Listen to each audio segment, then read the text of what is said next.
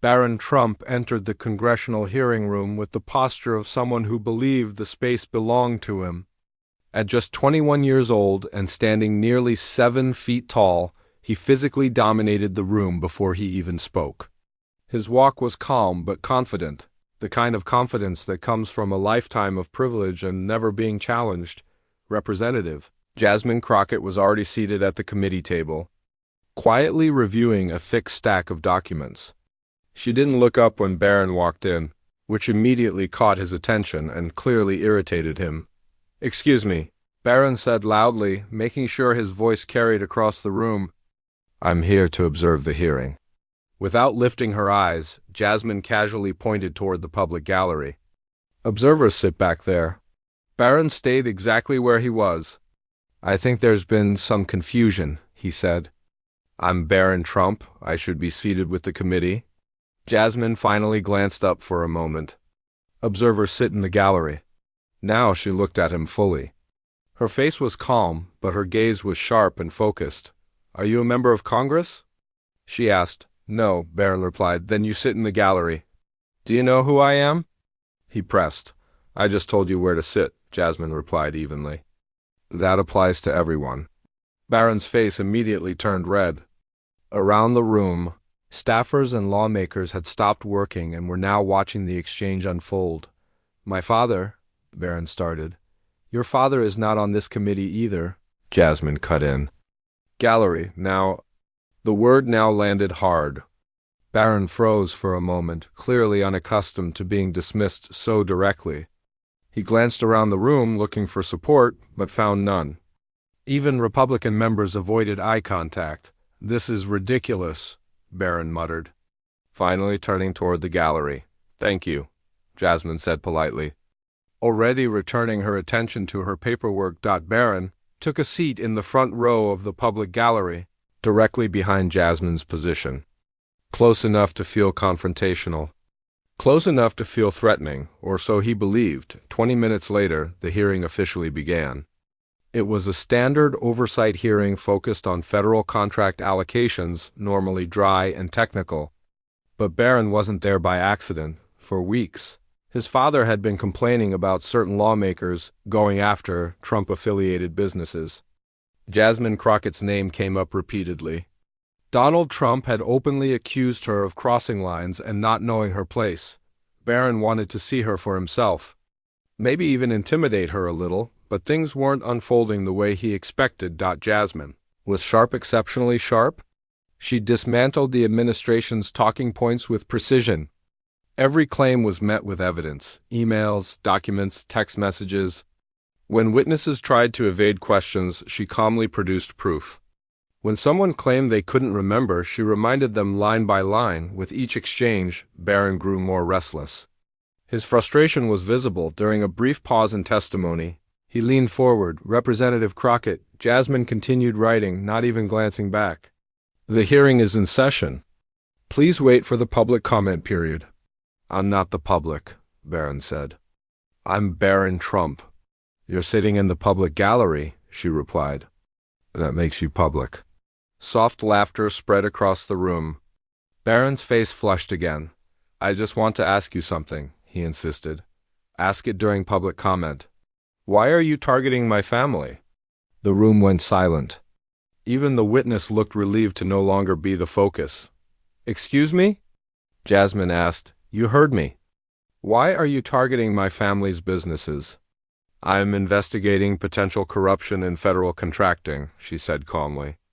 "If your family's businesses are involved, that's due to their actions, not my intentions."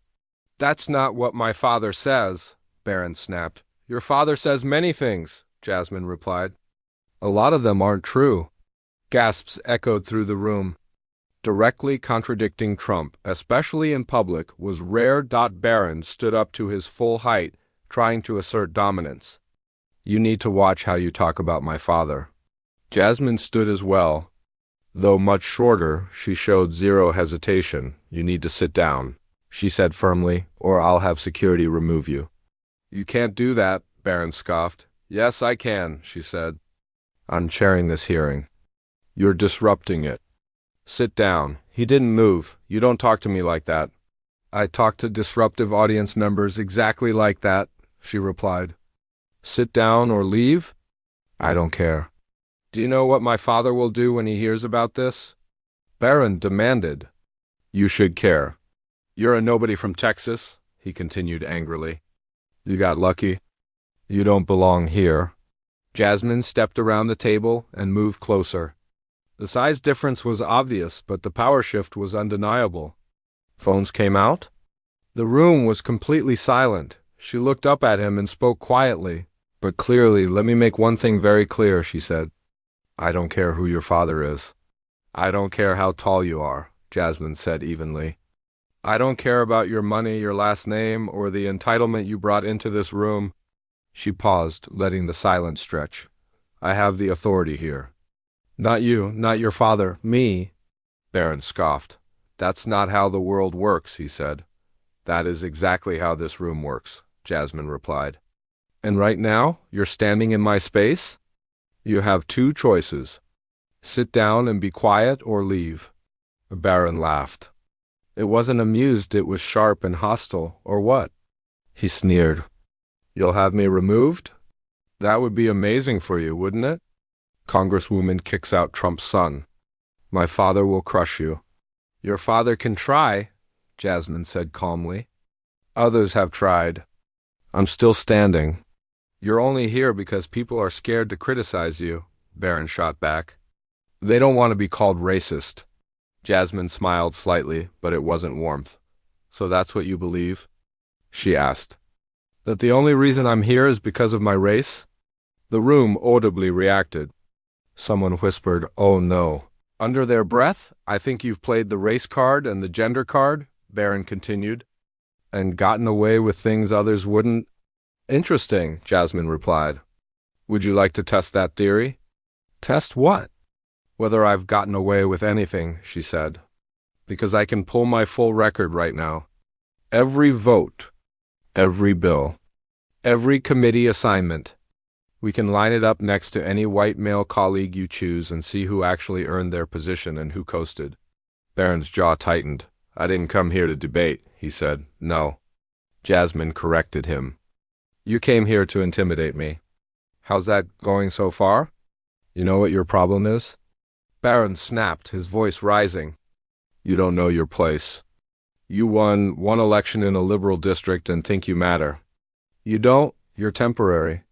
You're irrelevant. And you, Jasmine said calmly, think being born into a famous family makes you important. She stepped closer. It doesn't, it just makes you lucky. Those are not the same thing. I've worked hard, Barron protested. You've never worked a single day without a safety net, Jasmine replied. Everything was handed to you, money, access, connections, and somehow you still managed to accomplish nothing. That's not true, Barron snapped.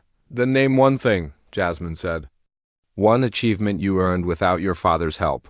Barron opened his mouth. Then he stopped. That's the point, Jasmine continued. You didn't have to earn anything. It was all given to you. The room was completely locked in now. Phones were raised. Everyone knew this moment was going viral. You came here questioning whether I belong, she said. But what you're really afraid of is people starting to question whether you belong anywhere at all. She paused, then continued. You wanted to talk about place, so let's do that. I grew up in a working-class family. I paid my own way through college. I earned my law degree. I worked as a public defender for people who couldn't afford help. I ran for office and I won. Everything I have, I earned, she said. Can you say the same? I didn't have to, Barron replied. That's your answer. Jasmine said. She tilted her head slightly. You said I don't know my place. So tell me, where should I be? What's my place supposed to be? You're twisting my words, Barron said quickly. No, I'm clarifying them, Jasmine replied. You meant that a black woman from Texas shouldn't question your family. Shouldn't ask hard questions? Should stay quiet and stay in her lane? She looked him straight in the eye. That's what you meant even if you're not smart enough to realize it. Don't call me stupid, Barron snapped. I didn't, Jasmine said. I said you don't understand how you sound. Stupid can't be fixed. Entitlement and ignorance can if you choose to? She gestured toward the door. You walked into my hearing making demands. You questioned my qualifications. You implied I'm only here because of diversity. You challenged me. So now I'm responding. If you don't like it, she added, there's the exit. Barron's hands tightened into fists. You can't talk to me like this, he said. I want answers. Why are you investigating my family's businesses? I don't hate your father, Jasmine replied.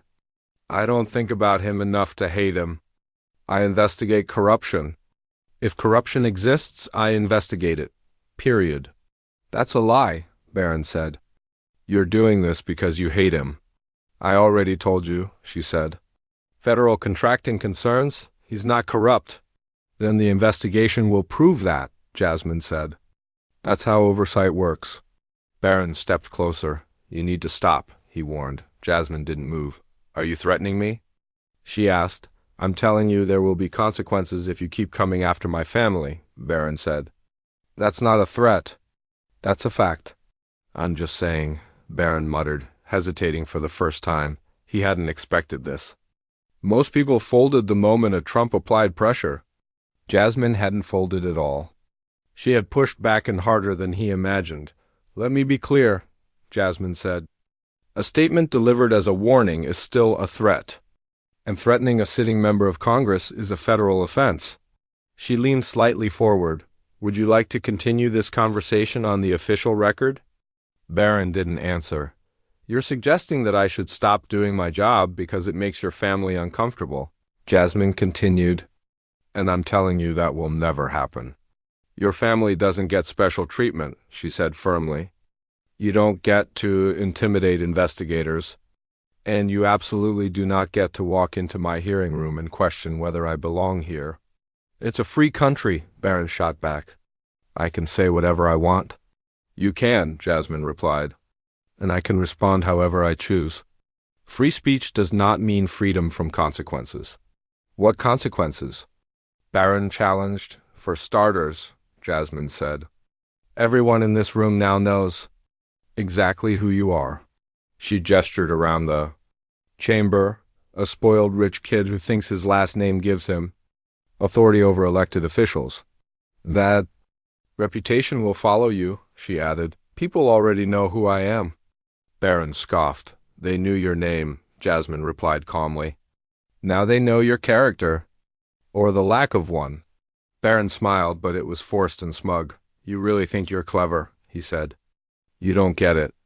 My father has real power, connections. He can make your life very difficult. He doesn't try? Barron added. He succeeds, Jasmine raised an eyebrow. Is that another threat? It's a warning, Barron said.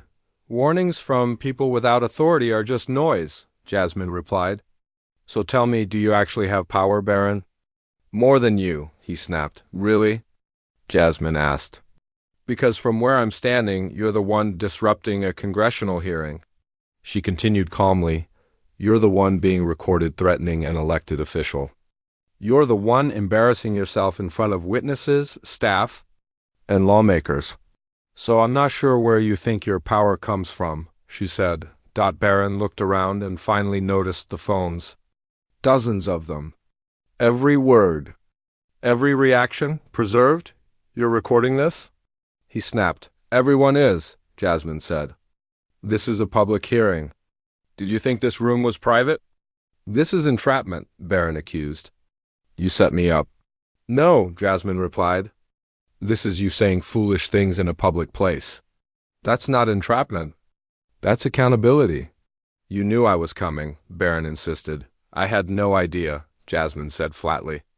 And frankly, I wouldn't have cared. You walked in. You challenged me. I responded. That's not a setup, she added. That's cause and effect. The words landed. Barron's face reddened again. I'm more important than you'll ever be, he snapped. Based on what? Jasmine asked. Your height? Your father's money? Because it certainly isn't based on anything you've accomplished. I've done plenty, Barron protested. Name one thing. Jasmine said simply. Silence. You can't, she continued. And that's fine. But don't walk into my hearing trying to intimidate me unless you're prepared to back it up. Otherwise, she said, you're just a tall kid with a famous last name who thinks that's enough. I don't have to prove anything to you, Barron snapped. Jasmine smiled. And you don't, she said. But what you are is a misogynist. The room froze. That single word, spoken that way, guaranteed headlines. Barron knew it instantly. Panic flashed across his face. I'm not a child, he said quickly, scrambling to recover. I didn't mean— Yes, you did. Jasmine interrupted. You called me names because you couldn't control the situation. Because I wouldn't back down. Because I treated you like what you are.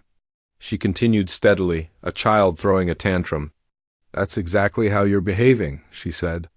You walked into my hearing. Made demands. Dropped your father's name. Issued threats. And when none of that worked, you resorted to insults. That's not power, she said. That's childish behavior. I'm 21 years old, Barron snapped. Age doesn't determine maturity, Jasmine replied. Behavior does. And right now, you're acting like a spoiled toddler who cannot accept being told no. You're going to regret this, Barron warned. Is that another threat? Jasmine asked calmly. Because you're collecting quite a few. Should I call security now, she added, or wait until you say something even worse? You can't have me arrested, Barron said. Yes, I absolutely can, Jasmine replied.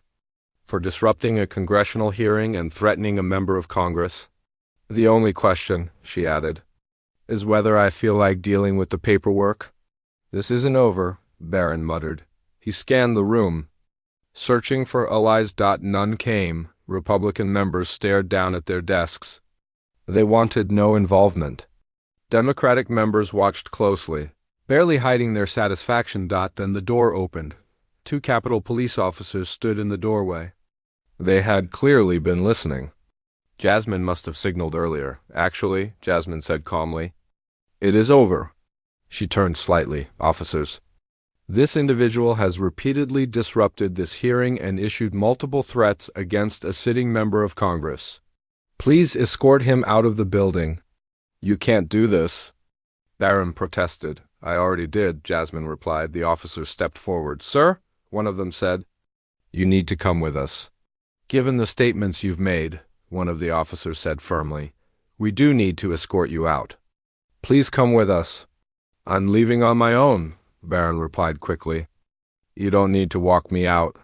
As he turned, Barron locked eyes with Jasmine. There was no confidence left, only anger. My father will hear about this, he said coldly. I'm counting on it. Make sure he sees the video. The officers guided him toward the exit. Jasmine calmly returned to her seat at the committee table. Not watching him leave, let the record reflect, she said evenly, that Barron Trump was removed from this hearing due to disruptive conduct and repeated threats toward a member of Congress. She glanced at the clock. Will resume testimony in 5 minutes. Her tone never changed. It sounded as routine as calling a lunch break, like nothing extraordinary had happened. Like she hadn't just dismantled the former president's son on camera. Within an hour, the footage was everywhere. News websites, social media, TikTok, YouTube, millions of people watched the same clip on repeat. Barron Trump being shut down by Representative Jasmine Crockett, the moment that exploded. Online lasted just 9 seconds. Barron. You don't know your place? Jasmine. My place is right here doing my job. Your place is wherever someone with actual authority tells you it is, and right now, that's outside this building. The room erupted in whispers. Jasmine didn't react. She simply went back to her notes, calm and focused. 9 seconds. Perfectly delivered. Completely devastating, the full video told the entire story. Barron entering with arrogance, making demands, issuing warnings, hurling insults. There was no room to twist the narrative. Conservative media tried anyway. They claimed Jasmine had been disrespectful, that she bullied a young man just asking questions, that she played the race card. The internet responded faster. One edit added the Curb Your Enthusiasm theme. Another overlaid a grand theft auto wasted screen as Barron was escorted out. A third turned the exchange into a boxing match recap. Scoring round after round in Jasmine's favor, Donald Trump, predictably, posted on Truth Social, "Nasty Jasmine Crockett attacked my son Barron, who was only asking questions. She's a disgrace to Congress. Barron is a fine young man. Total witch hunt." Liberal media didn't hold back. Trump's son publicly shut down in Congress. Jasmine Crockett destroys entitled trust fund. Watch Barron Trump learn what real authority looks like. Jasmine responded on Twitter, "I didn't attack anyone. I responded to threats and disruption in my hearing room." If Mr. Trump believes his son acted appropriately, that explains a great deal. The following day, Barron released a statement through an attorney. "I apologize for disrupting the congressional hearing. My comments were inappropriate. I should not have questioned Representative Crockett's position or used disrespectful language." The statement gained 2.3 million likes in 6 hours. It was clearly written by lawyers. It didn't sound like Barron at all. But it was an admission. At a press conference, Jasmine was asked about the apology. "I appreciate that Mr. Trump acknowledged his behavior was inappropriate," she said. "I hope it's a learning moment. Do you accept his apology?" A reporter asked. "I accept that he issued one," Jasmine replied. "Whether it's sincere or simply damage control is for others to decide." "His father says you attacked him." "His father wasn't there," Jasmine said. There's video. People can watch it and decide for themselves." Another reporter asked, "Some say you were too harsh?" "Some people believe women, especially black women, should never raise their voices or stand their ground," Jasmine said. "I disagree. When someone enters my workplace and threatens me, I respond, 'That's not harsh. That's appropriate. Will you continue investigating Trump-affiliated businesses?' "Absolutely," she answered. "If anything, this incident shows exactly why oversight is necessary. When people believe they're above the law, above accountability, they behave exactly like that. My job is to remind them they're not." "Are you concerned about retaliation?" "No," Jasmine said. "I'm doing my job. If that makes powerful people uncomfortable, that's a sign I'm doing it correctly." The press conference ended, but the story didn't. A week later, Jasmine spoke at a packed town hall in her district. "You stood up to a Trump," someone shouted. "I stood up to someone disrupting a hearing," Jasmine replied. The last name doesn't matter. That was the point. Too many people give special treatment to powerful families because of wealth, fame, or fear of consequences. That's not democracy. In a democracy, everyone is accountable, especially the wealthy, especially the powerful. What made you refuse to back down?" Someone asked. Jasmine paused. "Because your place," she said, "is wherever you earn it." "Barron said I didn't know my place," she told the audience. "But my place is in Congress because voters put me there. I earned it through work, commitment, and service." She paused, then continued. "His place is wherever he earns it, not wherever his father's money buys him access. That's the real lesson here. Merit matters," she said. "Effort matters. And no amount of wealth or famous last names should replace actually earning your position in this world." "So why would I back down?" Jasmine asked. "I was doing my job." "He was the one who crossed the line." "You don't surrender just because someone tries to intimidate you," she added. "Because the moment you do, they win. And once intimidation works, they keep using it." The moderator asked, "What do you want people to take away from this?" The crowd erupted in applause before she could even answer. Then Jasmine smiled and added one last line, "and also know when to sit down and be quiet." The room burst into laughter. After the incident, Jasmine's office was overwhelmed with messages. Women wrote to her about being criticized for speaking up. People of color shared stories of being accused of playing the race card when calling out unfair treatment. Working-class Americans talked about being dismissed simply because they didn't have money or connections. What happened in that hearing room had ripple effects no one expected. Members of Congress reported being contacted by people who had been pressured or silenced by wealthy families and powerful interests. People who had been told to know their place. People who had been intimidated into silence. One email stood out. You showed us we don't have to accept disrespect. Just because someone has money or power, there were real consequences. 2. The investigation into Trump-affiliated businesses intensified. Lawmakers who had previously been cautious became bolder. They demanded documents, asked tougher questions, refused vague answers. Several contracts connected to Trump-linked companies were flagged for review. Payments were scrutinized. The pressure grew. Donald Trump continued attacking Jasmine publicly. Almost daily, there were posts calling her names, questioning her intelligence or accusing her of corruption, but the attacks didn't weaken her. If anything, they helped her. Her fundraising surged. Small dollar donations poured in from all over the country. People who had never heard her name before the hearing were now monthly supporters. Political analysts began calling her a rising star, a future leader, someone to watch. Jasmine brushed it off. "I'm not here to be famous," she told a reporter. "I'm here to do my job." "The attention is fine," she said, "but that's not the goal. Accountability is. Transparency is. Making sure powerful people don't abuse their influence." Months later, she was asked if she regretted how she handled the situation. No. She answered without hesitation. 3 months after being removed from the hearing, Barron Trump gave his first interview. He appeared on a friendly podcast, clearly expecting sympathy. "I regret the disruption," Barron said carefully.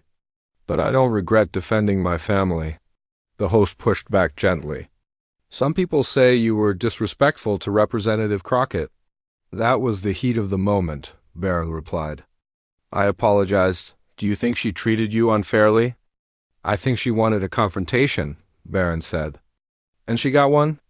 The interview backfired. By claiming Jasmine had been looking for a fight, Barron unintentionally admitted that he walked straight into a situation he couldn't control. Jasmine was asked to respond. She declined. "I've already said everything I need to say," she explained. "The video speaks for itself." That became her standard answer, and she was right. The 9-second clip of Jasmine putting Barron in his place crossed 50 million views. It became more than a viral moment. It became a lesson. Professors used it in political science classes to discuss power and authority. Communication experts analyzed her calm delivery. Leadership coaches played it as an example of holding your ground under pressure. In just 9 seconds. Jasmine delivered a masterclass in dealing with entitlement. She showed people something important. Your place is wherever you earn it. That standing up to bullies, especially privileged ones, is not only possible, but necessary. The final irony was impossible to ignore. Barron Trump came to that hearing to intimidate Jasmine Crockett, to remind her of her place, to make her back down. Instead, he elevated her. He gave her national recognition, turned her into a symbol of resistance against inherited privilege, created a platform he never intended to offer. He tried to diminish her. He ended up strengthening her. And that, more than anything, was the lesson. When someone with earned power is challenged by someone relying on inherited power, they don't collapse, they push back, and sometimes they do it in 9 seconds that change everything.